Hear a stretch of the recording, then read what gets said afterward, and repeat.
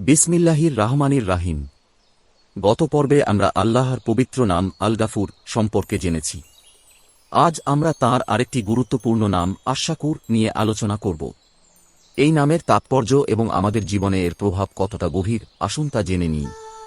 আল্লাহর আশ-শাকুর নামের অর্থ হল অতিশয় কৃতজ্ঞ, গুণগ্রাহী ও সুবিবেচক, যিনি তাঁর বান্দাদের সামান্য আমলের বিনিময়ে বিশাল পুরস্কার দান করেন।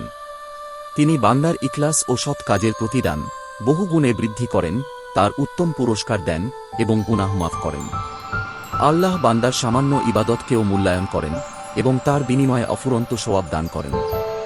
যারা আন্তরিকভাবে তাঁর আনুগত্য করে, আল্লাহ তাদের দোষত্রুটি ক্ষমা করেন এবং কখনো কখনো বান্দার অপরিপূর্ণ ইবাদতও তিনি কবুল করেন, শুধুমাত্র তাদের নিয়তের কারণে। আল্লাহ তাঁর বান্দাদের অন্তরে ঈমানের নূর ও প্রশস্ততা দান করেন, তাদের কাজের মধ্যে বরকত দেন।